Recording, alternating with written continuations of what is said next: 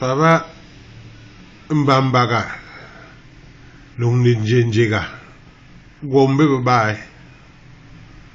a tongue le be your massive Lenginjiga Bolo Yabayele la Ninjinjiga Mbambaga Mbambaga Ninjinjiga Gombe Wabsuna be matibla Dibigwe Manjel Mbak Enola Balebo Hobekila Enlilim Lung Njik yo ebele matibla ma ken to laki na no burba yebe njik ba yila yo me enkus ne yikile alo mu ñu le balebo on tibil yek le on yek yo njik muraka wele njik ntarber lobo yek yo tarber lobo we muna njewo mon ndi ibalebo on yek njik buru kale yek pam de lobo e jam li le ye jam le bele le ye long le ye ki e jam le lembu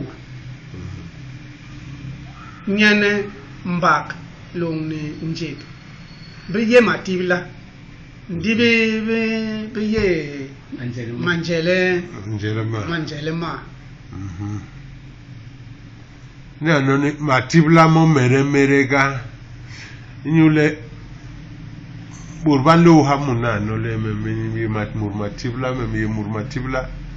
bolo yo mere muransa le la ba la bon na no le ba ile nunu muran yi to matibla to la ibe matibla e mbong le la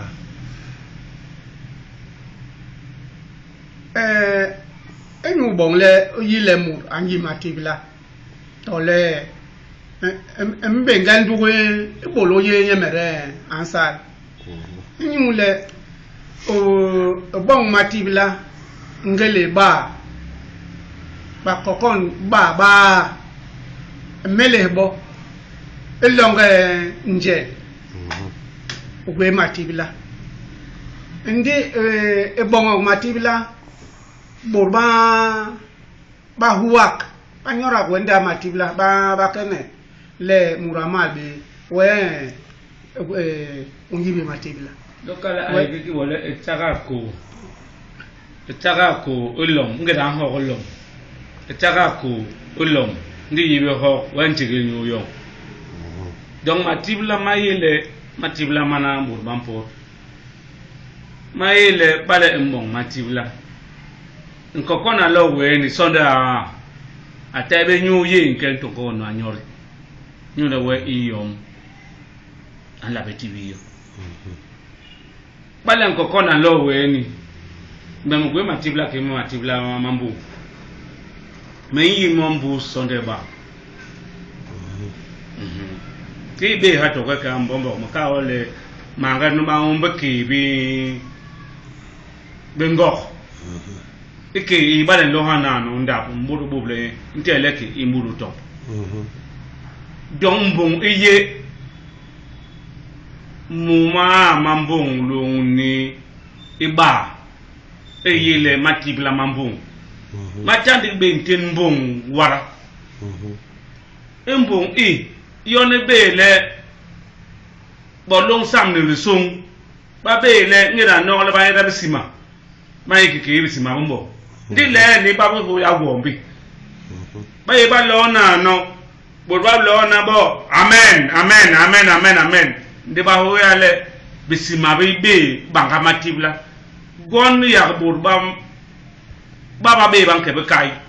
gon be ban kai bo muranyoy mbong itabe yom eyele mur alo na no aso we mbong mal we mu no antembe me gwe mu matan manwi be yembal mal matib la mambong bo kon mako ndi murang le we le bo maso wa lu sinu aye lo na borna bo imputation me lo na munu mtibinye ndire bim le lo won yen nambal mayo wonte he donc mbong iye maten iye manya bong bong he mut du kwe na no yom mut bam bong le den ke sompo bu morgie pati be yo man se be ma le mam mim morgie nu nga wel bol ya le song le mut ike ibong jo mut le song le mut bale muranwo ndi a mbu ne he ba be ayi mbu bale yong yom yara ikere munu ndi yong yo jo ayo ko mun mpe nu be nu la be kwembu iyo ndi lo na no morgue de ko ba ma he awo man ba ma he awo morgue ya he awo munu ayira we kol munu nyo wayila bon man nu nga bor mbong ni nte na ban kir bor maku bo nu lampong mengera ma menti bil mur mbong papa yem nunu matibla mamba me yeme yongwe mba me po na go me po na gwe mba long no mbong nyu la gwe mba be yele to gwe he mur nje yo de gwe he mur be hos mba ka penle be mba ke kinja njama nyu la bala mur yang kon jam wala be lo ha mba e yone le mba pendi bala gwe matibla mamba he ya he njam jekna donc elle ngera borban yibe yon manke ba mbong et puis be parabini be bo be matibla ba kana bablo baba be le bon bablo munu le ki bon baye be soda be su ba lo ya kan song bo nyu bong le bi ba bi ni ndab job ba se me le siksa eti gwangwang matibla han matibla me mameli mon ba be parabi bibi yena no le me fort me para pe ñu la para bay ba ñoro séminaire bay be kikibo pamure mura kus bay be ngim ngom han para be lo na no be ni be sosoli ñu la ba kana mon ba be ba lo ba ñu bon le era bo gom mba le nsonga ti gom gom suna bi ba so ba tinye nyu bon le ba ti en bi den dab job bo atu wa wa 6 bo bo gwan mo mi lesbis ndi ber ba mi yegla ko ki be ba na pe nyu le me para papa yeb nunu bo para Michel Gabriel apka ale me la metuwe nyu la me ngandu ko e makiza nye me la metuwe gombe nyu bon le me yegla go na latin donc ba be para be le pion nyu bon ba yong be se e gom pa sokol be ba gui para ba kana para Michel bon nous na be télé nya ila ya para Michel bana tumliye ba para us be meye yo ndek be para ba be le ngeda be me mange ngeda long bang le wele ba ira wa siksa ba ira wa won yo ba bri me so lo won ba len ti be gwo mi wa won apam bi gwo mo gwa me mbong le ma jo mem go ma be an le mele an ye le siksa ngwi mi na nyu le lo man ka be gom gom suna nyu bong len lu ma apport gom nyu bong la bi ba bi ni dab job di long sogol e tang malen an le bole ben ti be gom ndiak ti be gom suna gon be bolana le ba ti pa ba ye matibla yak men jigi bi yong matibla mon ma bong be le to ha muna ole me ye nambal mayu mo ma wi lo mi sambo le men ke bol na le mentibla nous les préparons pour le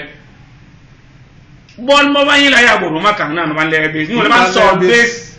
mandat ma job bo ndike le para enyi be bon mo ndike la para yon ka na le yon tibla manko entem ki para tole matibla ndike le gwe bi nyamba yana blumbo gombe aka a heg mur minam le din tiwangu le wane ne gombe gobsona wani ye ke he ga yem en ko nsi wani ne be kai long ne be nuwa wani ye ke he ga yem ngira wa bulo ba nglele tina be ngu yi e gombe go so na job yana ye yongi job yana no bo gombe butang bakana be ban lo bis hande maeba lo para ba yo maeba le ba ti be para be hindo be ba be para be kana be ke ñu la ba lo ngada bot si tout e kiri ñoo kele lo ne kiri ñu le lo sango ñoo kiri ba yimbi e bule yo me ñoo lo sango be para be ba e be no ki ñoo ke la be militaire le ba le ñoo en ngu ngor be bon lo para be ke ñoo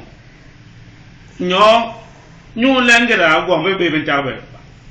lo ma jo ba ka me le ba ka banga ba sango ba kenyo ba yimbi para be militaire be lo no lo para no basa mule basa ba be be borwa han ba e bo be militaire be ko so na be de boro isega edea ba be so nda ngumgwe duwala ba be ngumgwe han ba e bo no ndi na ne ebule ba e bo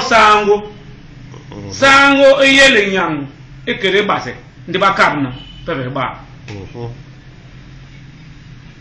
ala ne donc date ndu hale ni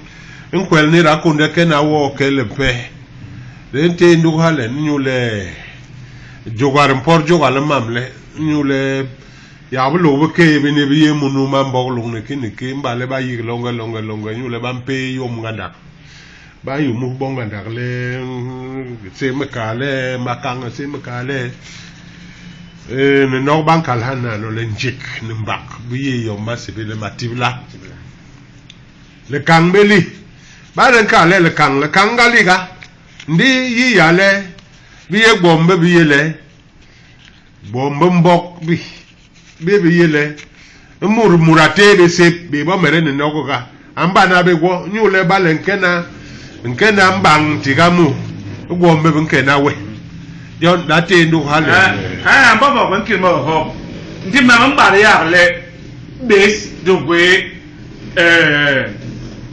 be bishop be yi e be hini le matib la man ko mai ñu la ngera bishop